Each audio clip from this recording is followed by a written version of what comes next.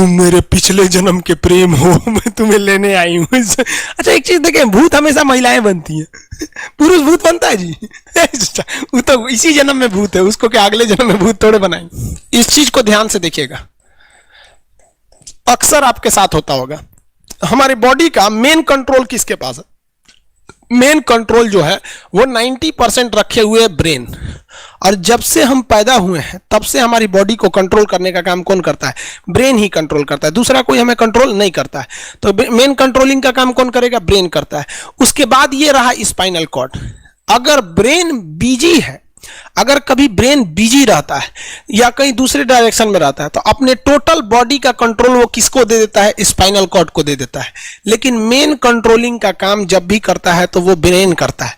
कभी कभी हम किसी दूसरे के ख्याल में खोए रहते हैं या कभी टेंशन में रहते हैं या कुछ सोच रहे होते हैं, तो ब्रेन पूरी तरह से उधर ही है। ब्रेन ने अपना बॉडी का कंट्रोल किसे हैंडओवर कर रखा है? स्पाइनल कॉर्ड को हैंडओवर करके रख दिया है। जैसे डीएम साहब नहीं रहते हैं तो एडीएम को हैंडओवर करके दे देते हैं। तो जब कभी भी कंट्रोल से बाहर हो जाती है कोई भी चीज, मतलब ये दिमाग कहीं दूसरी ओर बिजी हो जाता है, तो हमारी बॉडी को कंट्रोल कौन करने रहता है? Spinal cord. अब स्पाइनल कॉर्ड को कुछ अच्छा एक्सपीरियंस नहीं है बॉडी को कंट्रोल कैसे करना है। जैसे मान लीजिए ये मार्कर है, ठीक है, यहां पर, तो हमारे ब्रेन में इस में है आपका सेरिब्रम, जिसको पता है कि इस मार्कर का वेट बहुत कम है, तो ये उतना ही शक्ति का आदेश देगा कि भैया आराम से उठा लो। समझ में गया?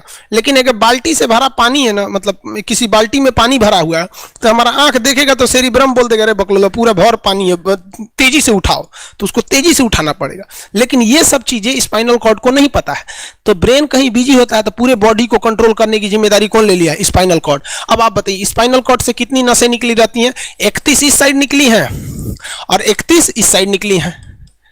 31 जोड़ी नसें निकली रहती हैं, दोनों साइड से नसें पतली पतली निकली हैं। जैसे ब्रेन बिजी हुआ, स्पाइनल कॉर्ड को कहा, स्पाइनल कॉर्ड 31 जोड़ी नसों को कहा, सब लोग रेडी हो जाओ, कुछ नहीं होना चाहिए, कुछ नहीं होना चाहिए, एकदम अलर्ट मोड पर, हमला हो सकता है पूरा। अब ब्रेन किसी को सोच रहा है कितना सुंदर थी ये थी, ऐसे करके सोच रहे हैं। अब पूरे बॉडी को कंट्रोल कौन रखा है? आपका स्पाइनल कॉर्ड। तब तक पीछे से आपका कोई मित्र आके कहता है वो, अब डर जाते हैं। इसे क्यों डर जाते हैं?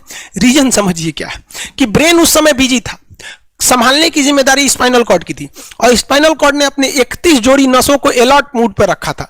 जैसे वो बोले ना 31 का जो अलर्ट हो गया, से क्या हुआ क्या हुआ, तब तक झट से झटका लगता है, तुरंत ब्रेन अपने कंट्रोल में ले लेता है, अरे बकलोलवा क्या कर रहा है। तब देखे दूर सोच रही तो हमारा दोस्त है।